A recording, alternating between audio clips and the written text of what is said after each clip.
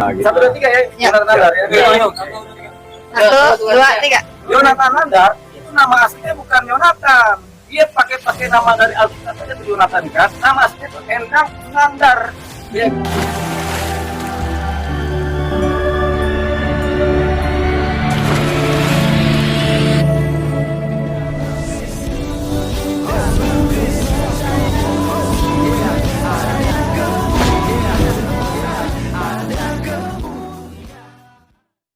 Salam teman-teman sekalian, berjumpa kembali dengan saya Arif Gule di channel TV Laskar Kristus ini. Ini channelnya kita bersama. Jangan lupa dukung dengan cara subscribe, like, dan komen, serta share video-video daripada channel ini. Terima kasih banyak teman-teman sekalian.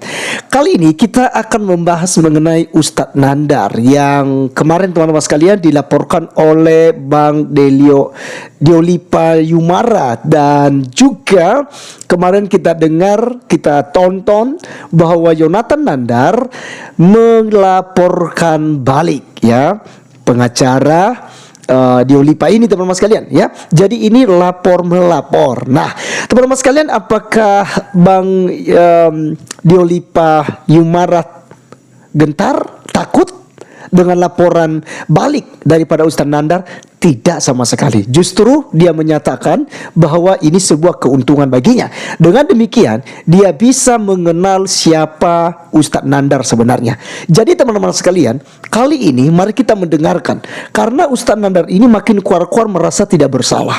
Padahal kita sudah membuktikan bahwa isi channel, akun daripada Ustadz Nandar semuanya membahas tentang kekristenan secara fitnah.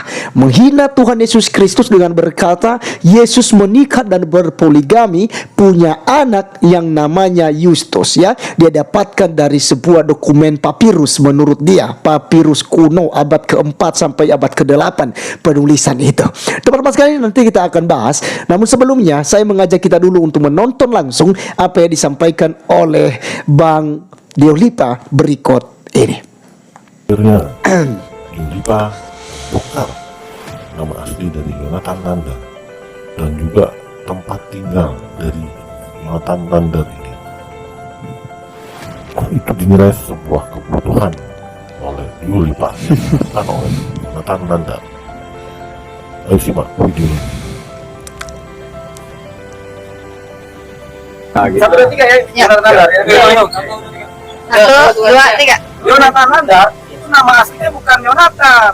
Dia pakai nama dari Alkitab saja itu Yonatan kan. Nama aslinya itu Endang Nandar. Dia kan bukan orang dari seberang mana dia orang wilayah Sunda sejauh barat. Karena Endang Nandar. Jadi dia pakai nama Yonatan itu bohongan aja dia apa.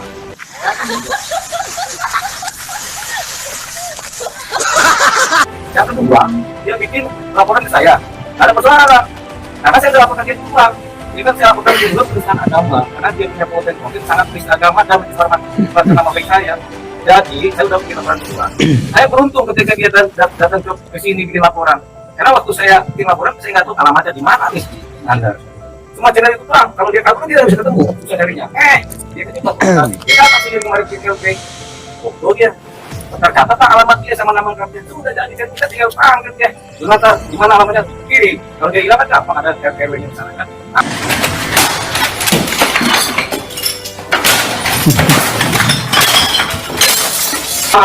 Kemudian yang pertama yang akan Yonatan Nandar adalah ILP. Coba kalau dia hilang kan aman ya. Ya, itu terkait nanti ketika dia udah bikin LP, LP-nya nanti udah jadi LP lagi dia LP kedua pasal 31 KUHP memberikan kalau tidak benar ke wilayah hukum. Gitu. Laporan tidak benar ke wilayah hukum. Ya, polisi yang kita. Oke. Lagi. Oke, baik teman-teman sekalian, itulah yang kita sudah dengarkan pernyataan daripada Bang Diolipa Yumara ini dan juga kawan-kawannya teman-teman sekalian ya. Karena yang melaporkan Ustadz Nandar ini adalah pengacara Merah Putih dan juga pengacara Bhinneka Tunggal Ika. Jadi ada dua pihak yang melaporkan si Nandar ini, Yonatan Nandar teman-teman sekalian. Walaupun ya itu bukan nama aslinya. Dengan dia memberikan laporan balik terhadap Bang Diolipa Yumara, akhirnya Bang Diolipa Yumara mendapatkan nama asli daripada Yonatan Nandar, yaitu namanya siapa? Endang Nandar ya. Bukan Yonatan Nandar, teman-teman sekalian, ya. Jadi itu sih nanti dipertanggungjawabkan oleh Bang Diolipa pastinya, karena dia udah tahu, ya. Jadi kalau dia mengutip seperti nama Yonatan, ini adalah nama-nama tokoh daripada Alkitab, teman-teman sekalian, ya. Jadi dia menggunakan hal itu. Padahal Yonatan Nandar ini memang bukan seorang Kristen sebelumnya, gitu ya. Lalu dia menggunakan nama itu. Tetapi no problem, teman-teman sekalian, itu soal nama saja. Tetapi apakah Yonatan Nandar tidak pernah menghina Kristen seperti disampaikannya? Justru dia menuduh YouTuber Kristen lah, apologet Kristen, yang justru menghina agamanya, gitu ya. Teman-teman, sudah berapa kali saya berikan bukti di channel ini, Yonatan Nandar sangat menista dan menghina kekristenan dengan mengatakan bahwa Yesus menikah, punya anak yang namanya Justus, dan juga Yesus berpoligami, ya. Nah, teman-teman sekalian, banyak teman-teman daripada YouTuber Kristen yang meluruskan dan menjawab itu. Maka dalam kesempatan kali ini saya tidak memberikan jawaban terlalu panjang lebar, karena saya juga pernah jawab, ya, video daripada Ustaz Nandar itu yang mengatakan bahwa Yesus menikah dengan Maria Magdalena. Tetapi teman-teman, sebagai bukti, ya, melalui video ini saya tampilkan buat kita bagaimana Yonatan Nandar mengutip tentang papirus kuno yang katanya di situ adalah asli Yesus menikah. Berikut videonya. Dalam papirus kuno asli, ini bukan palsu ya, bukan abal-abal, bukan odong-odong, dinyatakan bahwa Yesus itu menikah. Ya, ini buktinya ya. Ini dikutip oleh Merdeka loh ya. Ya, salah satu media cetak yang sangat kompeten, yang sangat akurat gitu ya, mengutip. Ya. Ilmuwan temukan papirus kuno mengklaim Yesus menikah memang asli. Ya, ini papirusnya nyata loh ya. Asli ini. Papirus kuno mengklaim Yesus memiliki seorang istri dan seorang anak namanya Justus. Ini papirus asli loh, bukan papirus abal-abal, bukan papirus odong-odong. Papirus asli saja. Jadi kalau Al-Qur'an kan di lestari, abadi karena sistem periwayatan. Kalau Bible itu menurut berdasarkan papirus ya. Jadi papirus, jadi Alkitab yang dipegang oleh teman-teman Kristiani saat ini berdasarkan papirus. Nah, papirus tertua yang masih asli original text ya, ini menyatakan bahwa Yesus menikah. Dan ini bukan asumsi saya, ini dikutip oleh media cetak yang sungguh sangat kompatibel, yang sangat akurat ya. Ilmuwan loh ya, temuan papirus kuno mengklaim Yesus menikah memang sudah menikah. Mari kita lihat ayatnya. Di dalam Lukas ya, di dalam Lukas ini, di dalam Lukas 7 ayat ke-37. Di kota itu ada seorang perempuan yang dikenal sebagai seorang berdosa. Ketika perempuan itu mendengar bahwa Yesus sedang makan di rumah orang Farisi itu, datanglah ia membawa sebuah buli-buli pualam berisi minyak ya. Sebentar, saya ataskan sedikit. Sambil menangis ia pergi berdiri di belakang Yesus, di dekat kakinya, lalu membasahi kakinya itu dengan air matanya dan menyakannya dengan rambutnya. Kemudian ia mencium kakinya dan meminyakinya dengan minyak wangi. Ya, ini tradisi Yahudi, prosesi pernikahan saudaraku, bukan hanya prosesi hanya meminyaki. Ini salah besar ini kan. Ini yang disalahpahami ya. Oke, teman-teman sekalian, itulah yang disampaikan oleh Ustaz Nandar ya. Dan kita sudah dengar bersama-sama bahwa memang dia benar-benar yakin bahwa Yesus Kristus itu menikah. Dan di video-video sebelumnya juga ada beberapa videonya yang mengklaim Yesus menikah itu. Dia mengutip di kitab ya, Alkitab ya teman-teman sekalian, maksud saya dia mengutip tentang bagaimana seorang perempuan yang menangis di kaki Yesus ya, yang menyekanya dengan rambutnya. Katanya ini adalah sebuah ritual untuk pernikahan orang Yahudi menurut Ustaz Nandar. Dan kemudian di video tadi juga dia mengutip daripada merdeka.com yang menurut dia ini adalah media cetak atau media tulis yang benar-benar akurat ya, tidak odong-odong, tidak abal-abal menurut dia.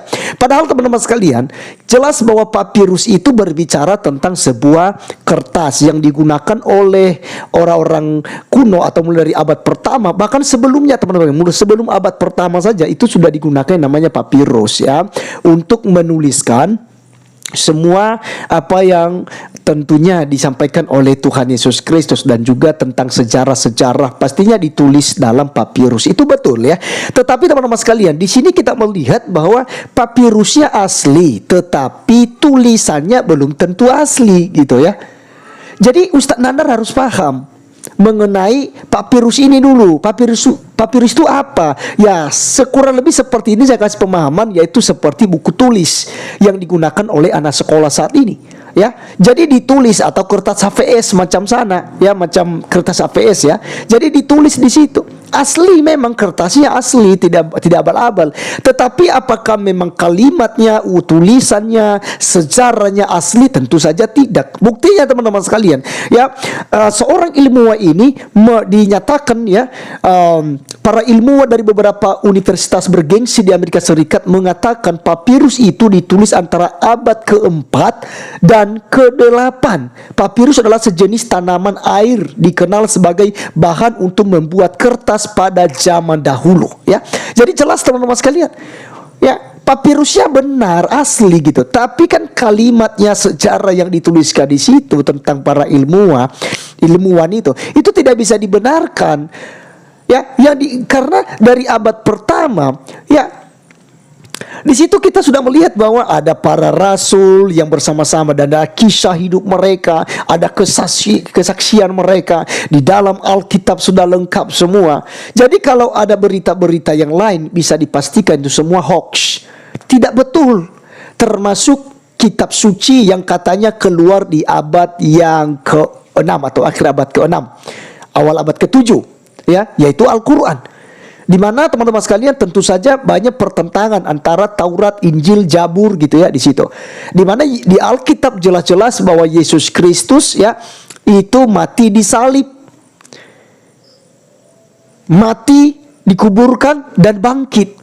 Tetapi di Al-Quran justru tidak dikatakan bahwa diserupakan dengan salah satu kaum Hawariun menurut mereka. Tetapi mereka sampai saat ini juga masih ragu-ragu untuk membuktikan siapa sih ya, dari suku mana, orang tuanya siapa.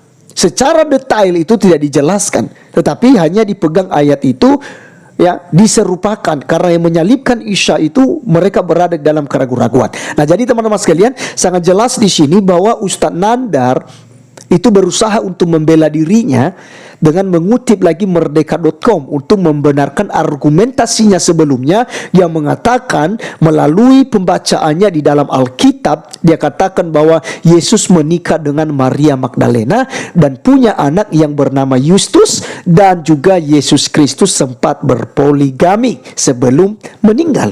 Nah, jadi teman-teman sekalian, ini sudah penistaan besar-besaran terhadap orang Kristen. Maka berdasarkan inilah Bang Deoli Payumara ini sampaikan bahwa Ustadz Nandar ini menista agama ya. Jadi teman-teman, itulah beritanya. Sekali lagi, Yonatan Nandar ya, bukan nama asli tapi Endang Nandar.